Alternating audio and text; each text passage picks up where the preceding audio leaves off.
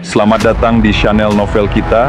Di sini Mimin akan membagikan alur cerita donghua, horor, misteri, dan lain-lain. Dukung Mimin dengan subscribe dan nyalakan lonceng notifikasinya. Tanpa banyak cincong lagi, mari kita masuk ke alur ceritanya. Let's go! Burung walet menari mendengar perkataan Wulansin dan menghela napas. Kamu benar-benar bodoh. Wulansin tampak kesal, tapi Lin Tian khawatir setelah kebenarannya diketahui, ia tidak akan mendapatkan harga yang layak. Jadi ia langsung mengubah kata-katanya. Begini saja, aku yang siapkan bahannya. Bagaimana kalau satu jimat dihargai 200.000? Setuju? Lin Tian menjawab, dan langsung memberikan 10 jimat. Pang Dagui pun langsung mengeluarkan 2 juta batu jiwa dan memberikannya pada Lin Tian. Di sisi lain, mata Tian Cheng dan Tian Bei tampak dingin, sementara Lin Tian tersenyum dan mengambil batu-batu itu. Burung walet menari buru-buru mengejarnya, begitu juga dengan Wulansin yang kesal. Sedangkan Pang Dagui, sambil memegang 10 jimat, berseru dengan semangat, ini luar biasa. Begitu memikirkan bahwa Lin Tian sudah pergi, ia merasa tidak rela dan langsung mengirim kabar ke markas besar Paviliun Jimat Ungu. Lin Tian sendiri tidak tahu maksud si pemilik toko, dan langsung menuju ke formasi teleportasi. Burung walet menari dan yang lainnya pun ikut berdesakan masuk. Lin Tian hanya bisa tersenyum pahit, kalian berdua, ngapain sih ikut-ikutan? Burung walet menari menjawab, kamu sudah dapat 2 juta, masa kami nggak kebagian sepotong pun? Wulansin hanya menatap Lin Tian, tanpa ingin mencari kesempatan untuk membalas dendam. Lin Tian hanya bisa tertawa pahit, lalu menuju sudut formasi teleportasi dan mengendalikannya. Di sana hanya ada lubang kecil untuk batu jiwa surgawi. Lin Tian memasukkan 500 batu jiwa surgawi dan mengaktifkan formasi.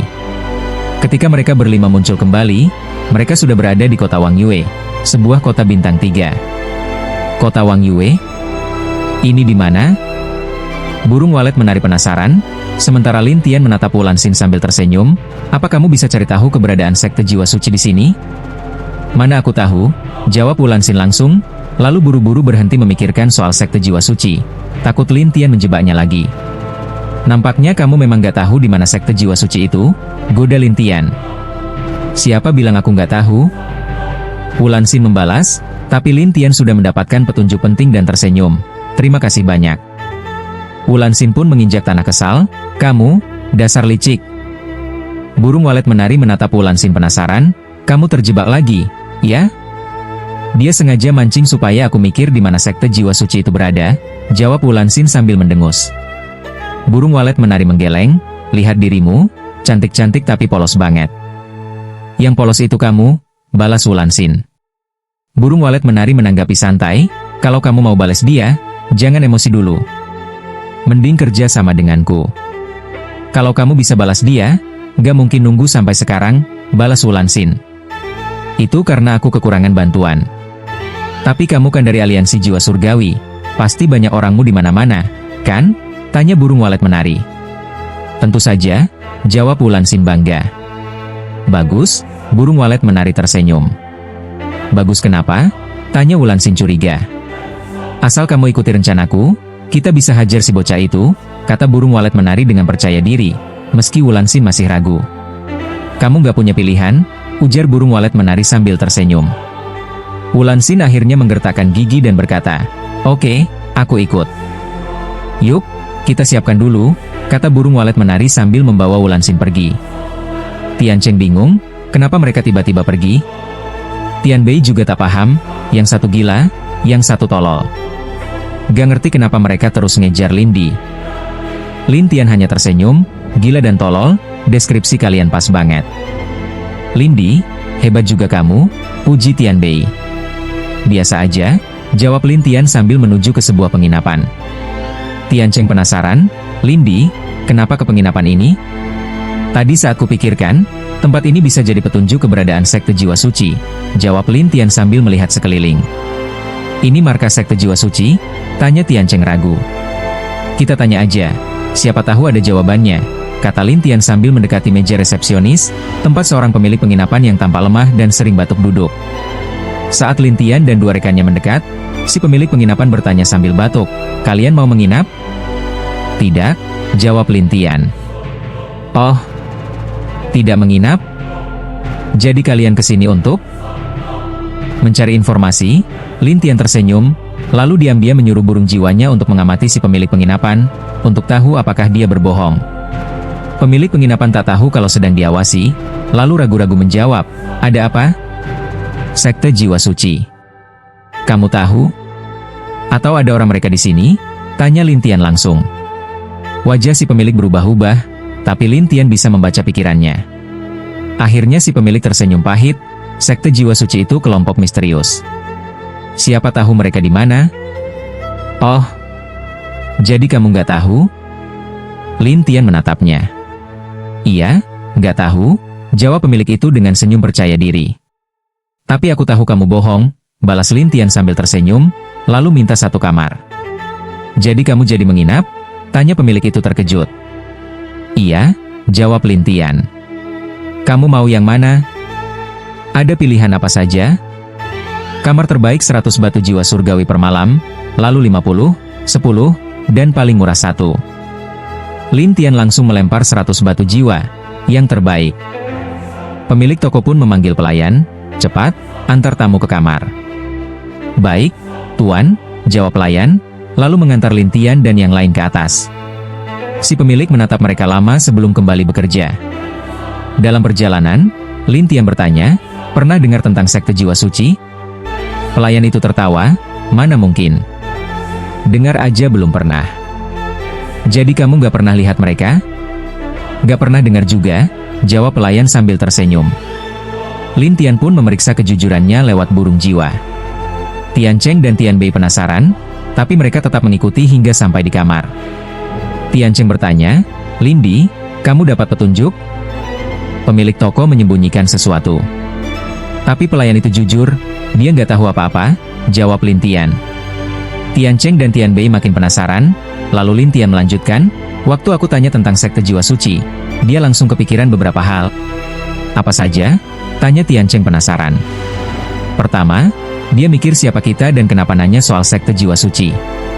Kedua, tiap malam ada seseorang datang padanya, orang itu sepertinya punya hubungan dengan Sekte Jiwa Suci. Mendengar ini, Tian Cheng tiba-tiba tampak sedikit bersemangat. Jadi, penginapan ini memang ada hubungannya dengan Sekte Roh Kudus? Tian Bei juga menatap Lin Tian dengan penuh harap. Lin Tian berjalan ke jendela, menatap orang-orang di jalan di luar, lalu berkata, aku hanya bisa mengatakan bahwa si pemilik penginapan mungkin mengenal Sekte Roh Kudus, tapi itu belum pasti. Aku harus bertemu langsung dengan pemilik penginapan dan orang yang datang malam-malam itu. Tian Cheng pun segera bertanya, apa yang harus kami lakukan? Kalian berdua tak perlu melakukan apa-apa, cukup tunggu kabar di sini, jawab Lin Tian sambil berbalik menatap mereka. Mereka mengangguk dan menyatakan akan bekerja sama. Lin Tian kemudian duduk di sisi tempat tidur dan bermeditasi. Dalam sekejap, rohnya menjadi transparan dan menghilang. Itu, gumam Tian Bei, terkejut. Itu adalah teknik penyembunyian jiwa, jawab Lin Tian dengan senyum tipis. Sampai aku kembali, jangan tinggalkan tempat ini. Mereka pun menjawab, baik. Kemudian, Lin Tian menghilang dari kamar. Tian Cheng memanggil pelan, Lin Di. Tapi setelah suasana sunyi sesaat, dia berkata kepada Tian Bei, kakak kedua, Lin Di sudah pergi. Lin Di memang pantas disebut sebagai jenius dunia roh. Tian Cheng menghela napas, dan Tian Bei mengangguk setuju. Ya, dia bukan orang biasa. Sementara itu, Lin Tian yang tak terlihat kini telah berada di aula penginapan dan duduk di sudut terpencil, mengamati si pemilik penginapan. Pemilik itu tidak menyadari dirinya sedang diawasi. Ia sibuk melayani pelanggan seperti biasa, sambil sesekali batuk. Kenapa dia terus batuk? Lin Tian bingung, lalu mengaktifkan mata sihir dan mengamati roh si pemilik. Ia pun menemukan cahaya keemasan lemah di dalam rohnya. Setiap kali cahaya itu berkedip, pemilik penginapan batuk. Apa ini? Lin Tian penasaran, namun tidak ada yang bisa menjelaskan. Ia pun menunggu dengan tenang. Hingga malam tiba di dunia roh, suasana menjadi gelap, aura roh-roh menjadi lebih berat, dan beberapa dewa atau roh yang bukan kultivator hantu pun masuk ke penginapan. Sebab sebagian besar penginapan di kota ini memang memasang formasi penekan roh. Akibatnya, penginapan kembali ramai, terutama oleh para bukan kultivator hantu yang berkumpul untuk mengobrol. Kemudian, larut malam, pemilik penginapan menyuruh pelayan untuk menjaga sementara, lalu ia pergi ke gudang bawah tanah sendirian. Lin Tian mengikuti diam-diam. Di bawah gudang ada banyak formasi, namun pemilik penginapan berhasil melewatinya dengan mudah. Ia lalu masuk ke ruang rahasia, meletakkan sebuah kendi arak di atas meja, dan duduk menunggu. Sekitar seperempat jam kemudian, datanglah sesosok roh dengan topi lebar dan jubah hitam. Pemilik penginapan segera berdiri, "Tuan, bagaimana hasil hari ini?" tanya sosok itu. "Semua sudah ada di sini," jawab pemilik sambil meletakkan hasil pemasukan hari itu di atas meja dan menunjuk ke kendi arak. Orang itu menghirup aroma arak, menghembuskannya, lalu berkata, "Kalau tidak ada apa-apa lagi, aku pergi." "Ada yang aneh hari ini," ujar si pemilik. "Oh, apa itu?" "Ada 3 orang datang hari ini, salah satunya mencari tahu soal sekte Roh Kudus." "Orang-orang mencari tahu soal itu tiap hari di dunia roh, itu hal biasa. Tapi orang itu berada di ranah emas," jawab si pemilik. "Ranah emas?" "Ya, saya yakin. Mungkin dia cuma dari dunia lain yang tersesat ke ranah jiwa surga, bukan hal yang aneh. Walau begitu, saya tetap merasa mereka datang bukan dengan niat baik." "Tak perlu khawatir, hanya ranah emas saja," ujar orang itu sambil pergi. Pemilik bergumam, "Semoga aku hanya terlalu cemas." Setelah itu, sosok berjubah itu meninggalkan penginapan dan keluar dari kota Wang Yue. Lin Tian mengikutinya diam-diam. Namun, pria itu merasa ada yang aneh, lalu berhenti dan berbalik. Ia tak melihat siapapun. "Apa aku berhalusinasi?" Tiba-tiba, sebuah lentera muncul dan iblis lentera keluar darinya. Pria itu segera waspada. "Bintang 2?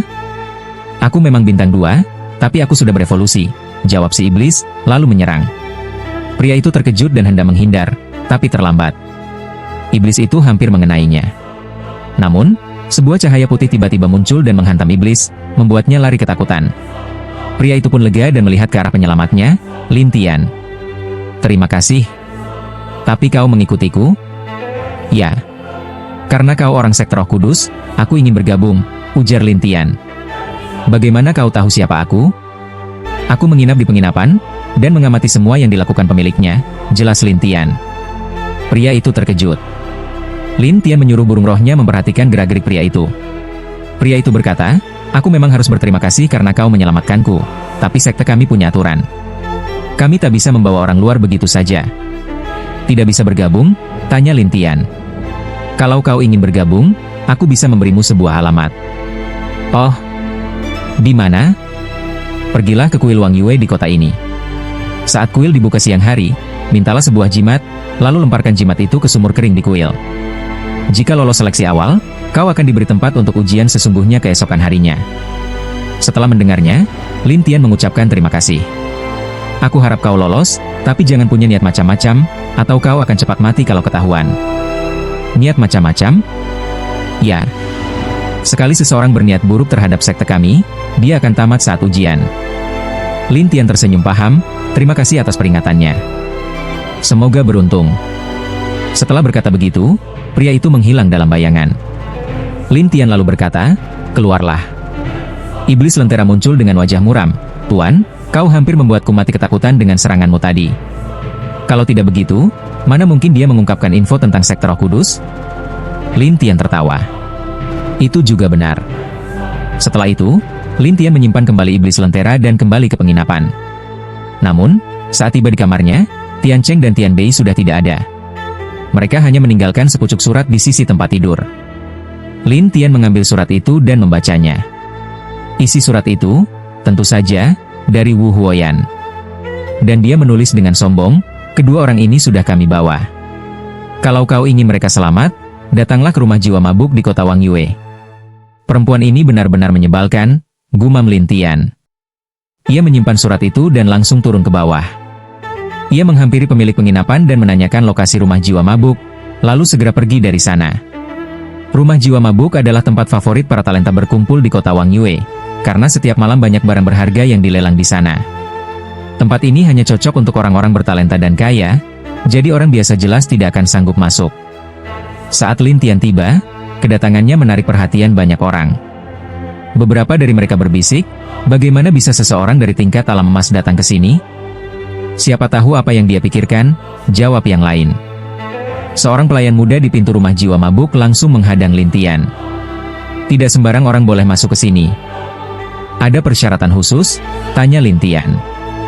Pelayan itu menunjuk ke sebuah papan di dekatnya dan berkata, "Tingkat dewa 3 bintang ke atas, atau bayar deposit 100.000 batu jiwa." Mendengar itu, Lin Tian memeriksa papan tersebut dengan seksama. Orang-orang di sekeliling mulai mengejek, "Orang ini, Gak tahu diri banget. Iya, kalau aku sih udah kabur. Cuma punya kultivasi segitu, berani-beraninya datang ke sini. Namun saat mereka masih menertawakan, Lin Tian dengan santai melemparkan batu jiwa senilai 100.000. Pelayan muda itu terkejut, lalu buru-buru berkata dengan sopan, "Silakan, Tuan. Mohon isi formulir deposit. Sebelum pergi, batu jiwa bisa diambil kembali." "Tidak usah," jawab Lin Tian. "Anggap saja aku hadiahkan untuk rumah jiwa mabuk." Semua orang langsung terdiam, terkejut. Beberapa bergumam, "Jangan-jangan dia anak orang kaya?" "Iya, pasti. Buta banget aku tadi, maaf banget udah meremehkan." Lin Tian lalu bertanya pada pelayan itu, "Aku sedang mencari seseorang. Bisa bantu aku?" "Siapa yang Anda cari?" "Silakan sebutkan," jawab pelayan itu. Lin Tian menunjukkan gambar Wu Huoyan, dan pelayan itu langsung terkejut. Kamu mencari Nona Wu?" "Benar." "Ini gawat, kamu itu Lindi, ya?" Setelah Lin Tian mengangguk, pelayan itu buru-buru berkata, "Silakan ikut saya." Ia memandu Lin Tian melewati lorong, sampai ke sebuah halaman di mana banyak orang duduk menunggu. Tapi pelayan itu membawanya terus masuk ke sebuah pintu, melewati antrean. Orang-orang mulai protes, "Hei, antre dong." "Iya. Masuk rumah jiwa mabuk harus ikut aturan." Namun pelayan menjelaskan, dia ini orang yang dicari oleh Nona Wu. Begitu mendengar itu, keributan makin menjadi. Lin Tian penasaran, kenapa semua orang terlihat seperti kehilangan akal hanya karena nama Wu Huoyan disebut. Dengan bantuan burung roh, Lin Tian pun memeriksa hati mereka. Ia tahu bahwa Wu Huoyan telah menjadi tokoh terkenal di tempat ini, membuat banyak orang ingin bertemu dengannya. Tak lama, seorang pelayan perempuan keluar dari balik pintu dan menyapa semua orang. "Maaf telah menunggu lama." Orang-orang langsung berteriak ingin bertemu Wu Huoyan, dan pelayan itu berkata, "Nona Wu bilang, siapapun yang bisa mengalahkannya, boleh masuk dan bertanya langsung padanya." Mendengar itu, semua mata langsung tertuju pada Lin Tian. Tatapan mereka penuh amarah. Pelayan yang sebelumnya mengantar Lin Tian langsung menjauh ketakutan, tak berani berdiri di sampingnya. Tapi Lin Tian hanya tersenyum pada pelayan perempuan itu dan bertanya, "Lalu dia sendiri di mana?" "Siapa?" "Nona Wu. Dia bilang, kau harus mengalahkan mereka dulu, baru boleh bertemu dengannya." Lin Tian menggeleng sambil tersenyum miring, "Aku nggak sebosanan itu." Begitu selesai bicara, ia langsung menggunakan teknik lompatan ruang dan menghilang dari hadapan semua orang. Orang-orang itu terdiam, lalu mulai mengejarnya. Dalam sekejap, semua talenta di rumah jiwa mabuk menganggap Lin Tian musuh mereka. Tapi Lin Tian mengelabui mereka dengan bayangan-bayangannya. Setelah berkeliling di seluruh tempat, Lin Tian tidak menemukan jejak Wu Huoyan. "Apa sih maunya perempuan ini?" gumamnya kesal. Tiba-tiba, pelayan perempuan itu muncul lagi dan tersenyum. "Tuan Lin, ingin tahu di mana Nona Wu?" Lin Tian langsung curiga, karena pelayan ini bisa menemukannya padahal ia sudah menyebar banyak bayangan. "Bagaimana kau tahu aku yang asli?" tanyanya. Nona Wu yang bilang. "Oh, jadi dia di mana? Kalau ingin tahu, ikuti aku." Pelayan itu membawanya ke sebuah rumah, membuka sebuah lorong rahasia, dan memandu Lin Tian masuk. Setelah berjalan cukup lama, pelayan itu menghilang, dan Lin Tian langsung terjebak dalam formasi ruang. Di dalam formasi itu, Lin Tian melihat Tian Cheng dan Tian Bei terperangkap di dalam batas spiritual yang sama. Tian Cheng terlihat bersalah, "Maafkan aku." Tian Bei juga terlihat murung. "Nona Wu bilang kau mencarimu, jadi kami datang, tapi akhirnya begini." Lin Tian mendesah, "Kali ini, memang sudah keterlaluan." Saat itu, muncul dua sosok bayangan, Wu Huoyan dan Wulanxin. Wu Huoyan tersenyum puas, "Bagaimana? Keren, kan? Bagaimana kau tahu siapa aku?" tanya Lin Tian langsung. Wu Huoyan menjawab dengan bangga, "Karena aku adalah jiwa segala makhluk. Aku bisa melihat esensi dan bayanganmu." "Oh, benarkah?" tanya Lin Tian sambil mengangkat alis. "Tentu saja." Lin Tian tertawa tipis. "Kalau begitu, kamu datang untuk dihukum?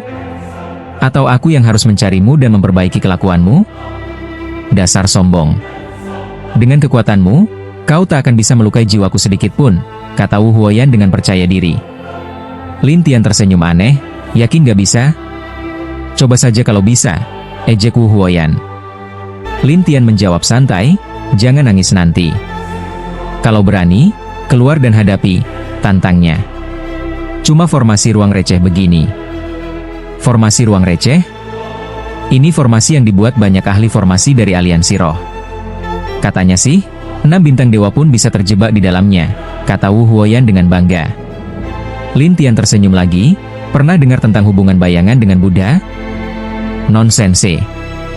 Bayangan itu ciptaan pikiranku sendiri, tentu saja ada hubungannya. Jadi kau ini cuma bayangan hasil pikiranmu? Tanya Lin Tian. Wu Huoyan menjawab bangga, benar.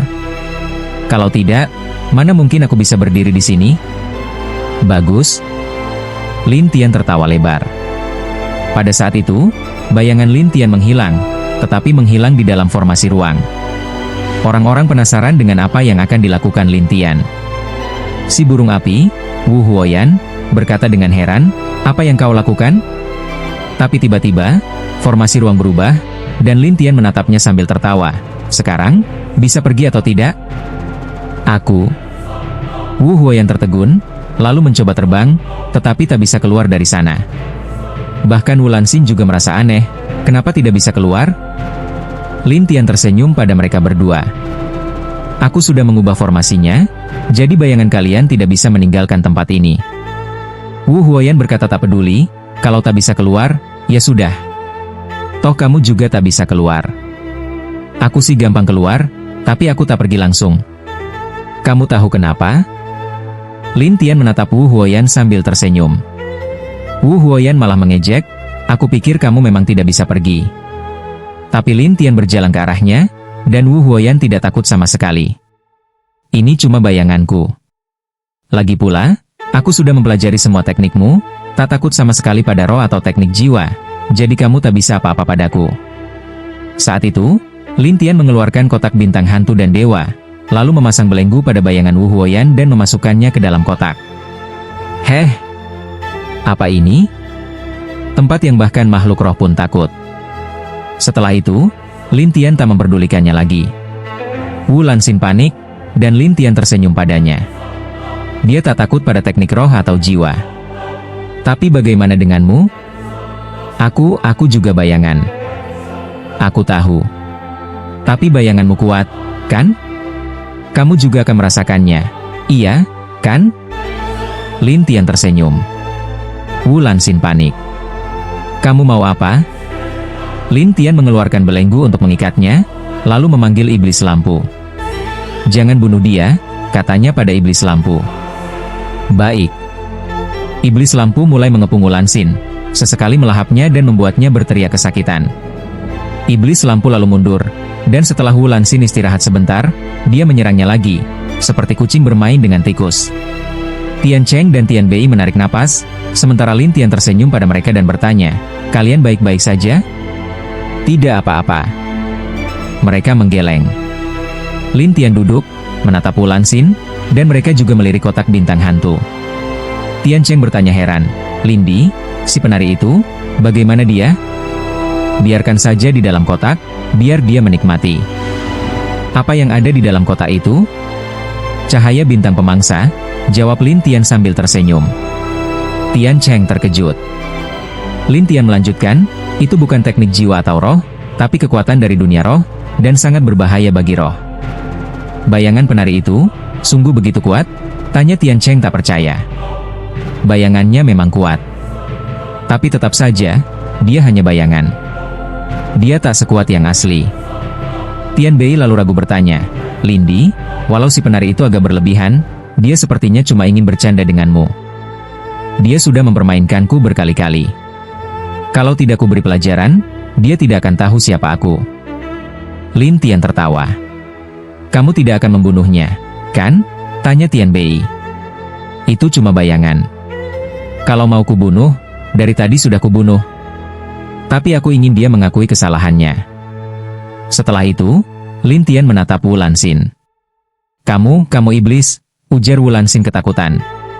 Kalau kamu janji tidak ganggu aku lagi, Mungkin aku bisa pertimbangkan untuk membebaskanmu, kata Lin Tian. Aku tidak mau menyerah. Wu Lanxin sangat marah dan mulai membakar bayangannya, berniat bunuh diri. Lin Tian tersenyum, kalau bayanganmu hilang, itu pasti berdampak besar pada jiwamu yang asli. Itu lebih baik daripada disiksa olehmu, kata Wu Lanxin putus asa, lalu benar-benar membiarkan bayangannya hancur. Mereka yang melihatnya pun harus mengakui keberaniannya. Sementara itu, di dalam kotak, Wu Huoyan berteriak dan mengumpat, "Bajingan, lepaskan aku." Bayangannya pun terbakar. Lin Tian yang telah menyatu dengan kotak itu tersenyum padanya. Tapi Wu Huoyan tak seberani Wu Lanxin. Dia hanya mengomel, Aku tidak mau." "Bayanganmu akan tetap di sini sampai kamu menyerah," kata Lin Tian. Wu Huoyan mulai panik dan mengancam, "Kalau kamu tidak membebaskanku, aku akan mengganggumu setiap hari. Aku akan buatmu kesal." Lin Tian tertawa, "Kamu lihat sendiri, aku bisa jebak bayanganmu. Itu artinya aku juga bisa jebak dirimu. Kalau kotaknya kututup, kamu akan terkurung selama puluhan ribu tahun, bahkan ratusan ribu. Kehilangan kebebasan, itu menyiksa, bukan? Aku tahu kamu tidak mau kehilangan kebebasan, kan? Aku sudah bantu kamu cari orang yang kamu cari. Tapi kamu malah begini ke aku." Wu Huoyan mulai memainkan kartu emosi. Lin Tian tersenyum miris, "Kamu minta maaf?" "Bukan begitu. Maksudku, kamu berutang padaku. Kamu harus balas budi." Wu Huoyan kesal, tapi Lin Tian malah berkata, "Kalau bukan karena itu, aku sudah jebak kamu dari dulu. Jadi, kamu harus berterima kasih. Aku cuma jebak bayanganmu." Lin Tian tersenyum, lalu tak peduli padanya lagi. Kemudian Lin Tian berkata kepada dua orang temannya, "Ayo kita pergi." "Baik." Mereka bertiga keluar dari formasi ruang itu bersama-sama. Tapi orang-orang yang tinggal di sana masih sibuk mencari Lin Tian. Agar tidak merepotkan, Lin Tian menyelinap pergi dan segera kembali ke penginapan untuk beristirahat. Sementara itu, di penginapan lain di kota Wang Yue, Wu Huoyan menginjak tanah karena kesal. Bajingan besar.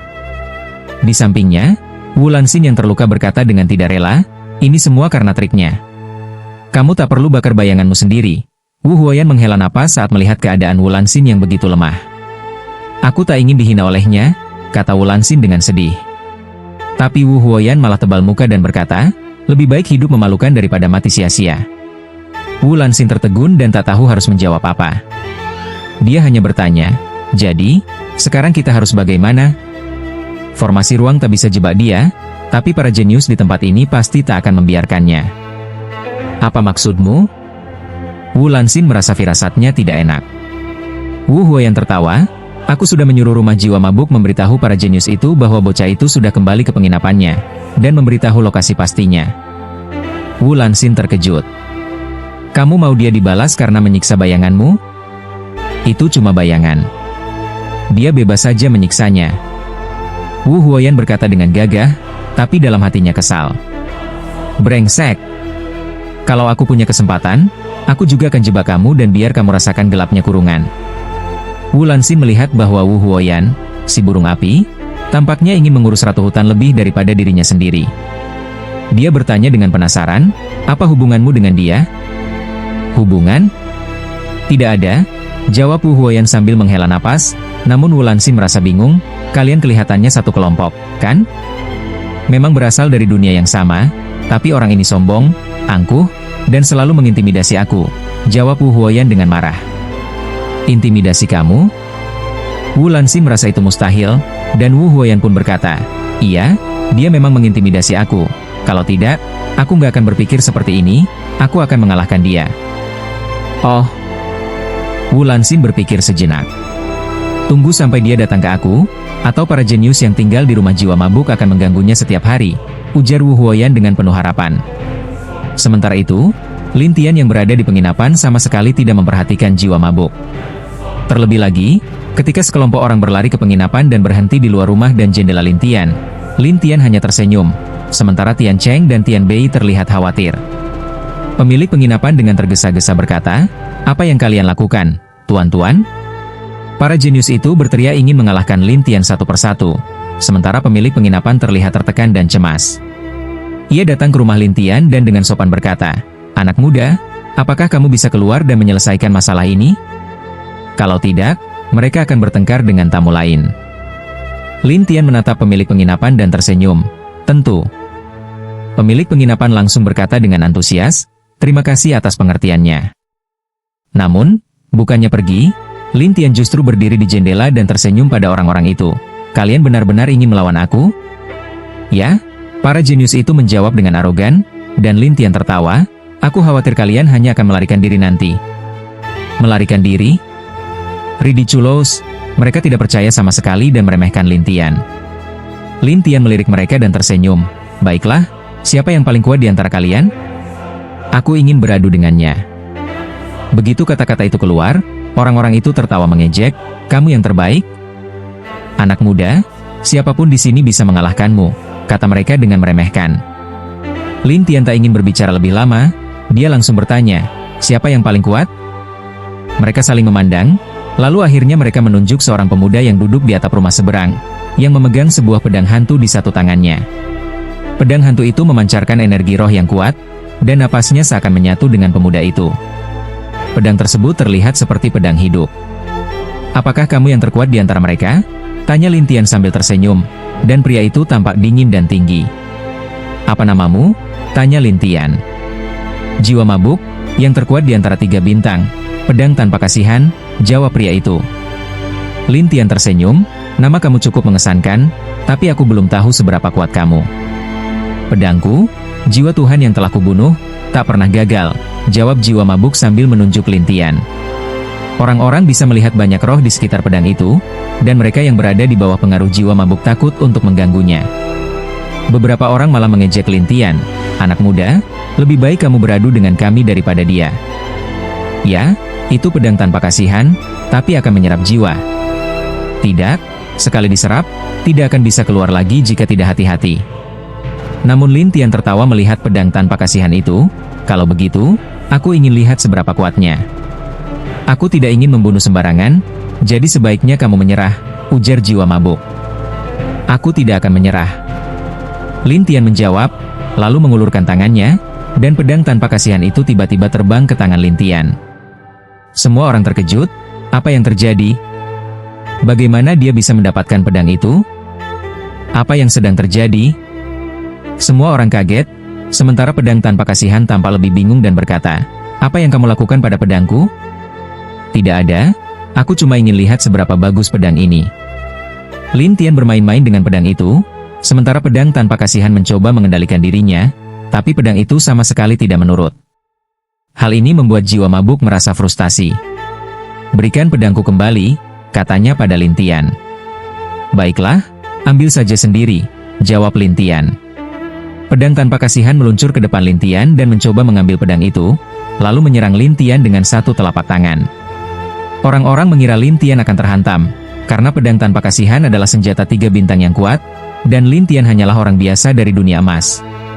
Namun, ketika pedang itu jatuh ke tubuh Lintian, pedang itu tidak melukai Lintian sama sekali. Lintian tersenyum dan berkata, "Kamu terlalu lemah, bukan?" Pedang tanpa kasihan menatap Lintian dengan heran. "Kamu? Jangan lihat aku seperti itu," Lintian berkata sambil melihat sekeliling. "Kalau kalian ingin mencoba kekuatanku, silakan."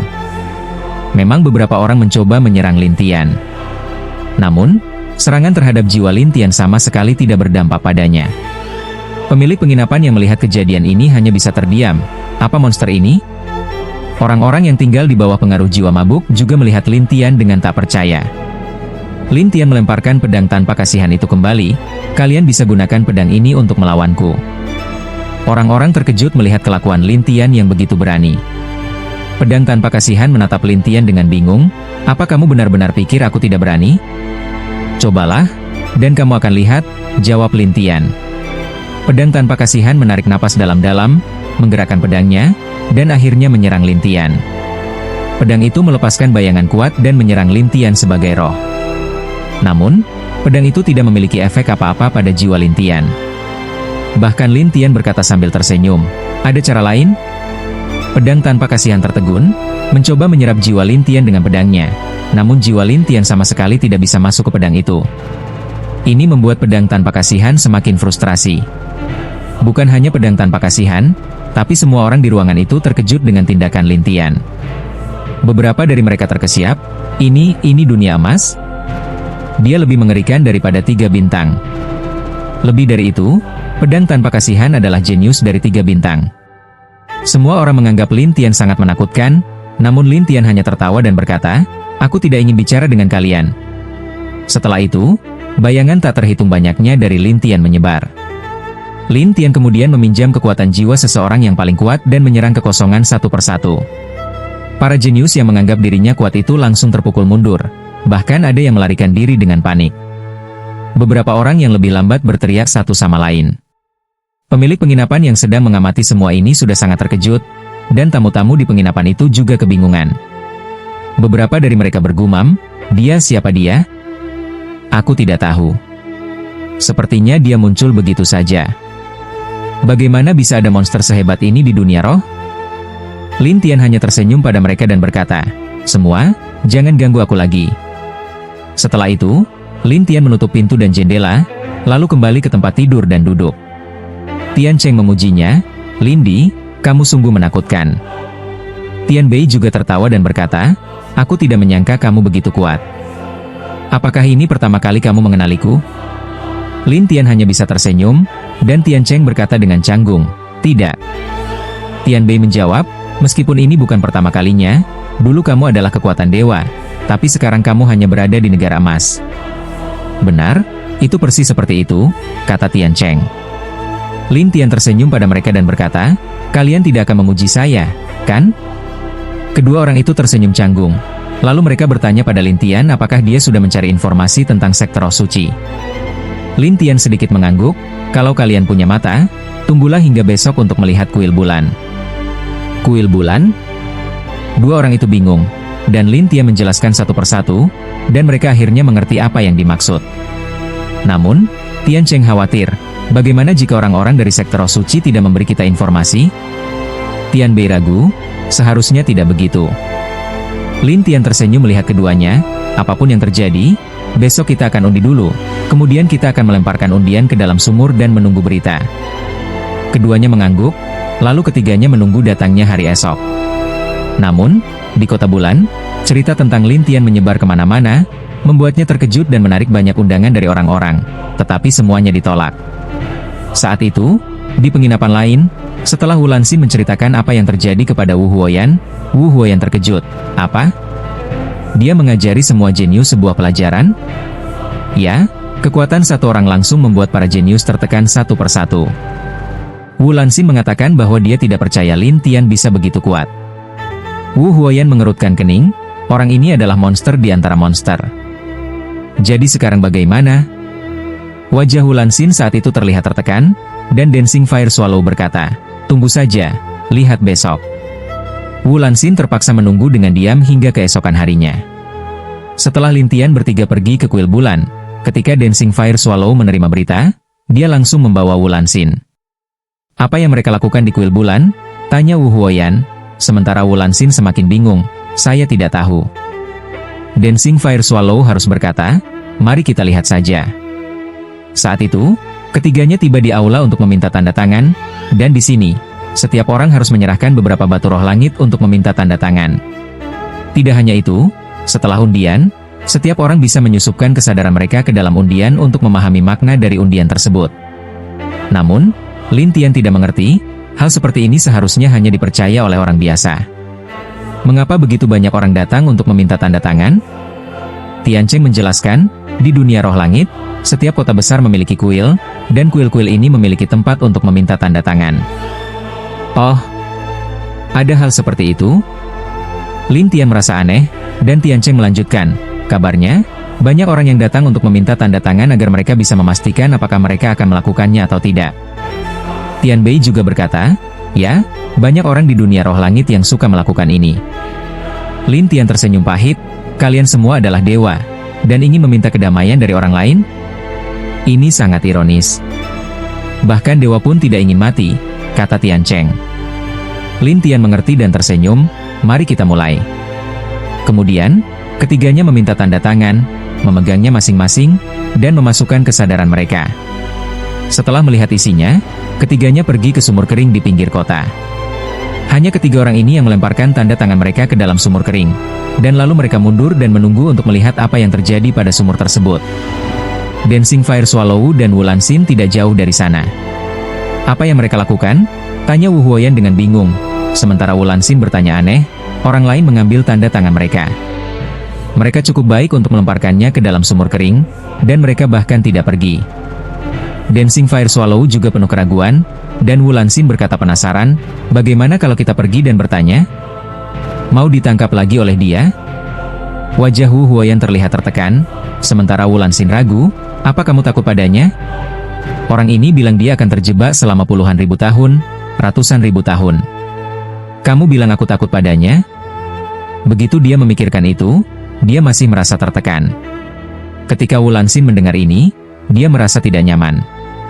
Kalau dia menangkap kita akan mati. Jadi jangan ganggu dia sekarang, kecuali kamu punya kesempatan untuk menjebaknya, kata Dancing Fire Swallow dengan muram. Sekarang, hanya bisa melihat begitu saja? Tanya Wu Lanxin bingung, tetapi Dancing Fire Swallow berkata, lihat saja, lihat apa yang mereka lakukan. Di sisi lain, Lin Tian membuka teknik mata ajaib untuk mengawasi sekitar, ingin melihat apa yang terjadi dengan sumur kering itu. Tian Cheng berbicara dengan Tian Bei, lihat, utusan dan gadis menari ada di dekat situ. Namun, Tian Bei tertawa, kurasa mereka takut oleh Lin Di dan tidak berani mengganggu lagi. Semalam, Lin Di benar-benar menakutkan. Tian Cheng tersenyum, sementara Tian Bei juga tersenyum, langkah Kaisar Lin sangat tepat. Tetapi Lin Tian tidak memperhatikan apa yang mereka bicarakan. Sebaliknya, dia menemukan sebuah pusaran kecil di dalam sumur kering. Kemudian, semua tanda yang ada di dalam sumur itu hilang, dan Lin Tian bergumam pada dirinya sendiri, sepertinya ada yang tidak beres dengan sumur ini. Namun, dia tidak mengejar Lin Tian, tetapi hanya mengawasinya dengan diam hingga tengah malam. Lin Tian akhirnya membawa mereka kembali ke penginapan. Jika Tian Cheng ada di penginapan, dia khawatir dan masih berjalan mondar-mandir. Lin Di, apakah kamu pikir akan ada berita? Tunggu, kalau tidak ada besok, kita akan pergi ke kuil bulan lagi.